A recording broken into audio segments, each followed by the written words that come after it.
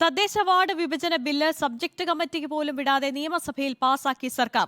സഭയ്ക്കുള്ളിലെ പ്രതിപക്ഷ പ്രതിഷേധത്തിനിടെയായിരുന്നു നടപടി. പ്രതിപക്ഷം നിസ്സഹകരിച്ചതുകൊണ്ടാണ് ബില്ല് അസാധാരണ രീതിയിൽ പാസാക്കേണ്ടി വന്നതെന്നാണ് മന്ത്രി MP രാജേഷിന്റെ വിചിത്രവാദം. ചർച്ചയ്ക്കുള്ള അവസരം ബോധപൂർവം ഇല്ലാതാക്കിയെന്ന് ആരോപിച്ച് പ്രതിപക്ഷ നേതാവ് സ്പീക്കർക്ക് കത്ത് നൽകി. ബാർക്കോഴ വിവാദത്തിൽ പ്രതിപക്ഷം സഭയുടെ നടുത്തളത്തിൽ പ്രതിഷേധിക്കുന്നതിനിടെ സ്പീക്കർ മറ്റു നടപടികൾ തിരക്കിട്ട് പൂർത്തിയാക്കുകയായിരുന്നു.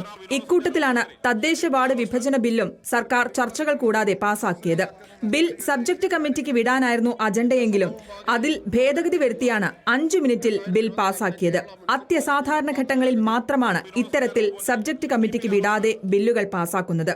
ബില്ലിന്മേൽ പ്രതിപക്ഷത്തിന് ചർച്ചയ്ക്ക് താൽപര്യമില്ലാത്തതുകൊണ്ടാണ് സർക്കാർ ഇത്തരത്തിൽ നടപടി സ്വീകരിച്ചതെന്ന് തദ്ദേശ വകുപ്പ് മന്ത്രി MP രാജേഷ് അനൗപചാരികമായി ആശയവിനിമയം നടത്തിയിരുന്നു പ്രതിപക്ഷമായിട്ട്. അവർ പറഞ്ഞു ഞങ്ങൾ ഇതിൽ സഹകരിക്കാൻ ഉദ്ദേശിക്കുന്നില്ല, പാസ്സാക്കുന്നതിൽ ഞങ്ങൾക്ക് പരാതിയുമില്ല എന്ന് പറഞ്ഞു. ഒരുപക്ഷെ നേരത്തെ സഭ ചർച്ച ചെയ്ത് അംഗീകരിച്ച പാസ്സാക്കിയ ഒരു ബില്ലാണ് എന്നതായിരിക്കാം കാരണം. അത് വീണ്ടും ഒരു തവണ ആവർത്തിക്കുന്നു മാത്രമല്ലേ ഉള്ളൂ. കാരണം 2020 പാസ്സാക്കിയ അതേ കാര്യമല്ലേ.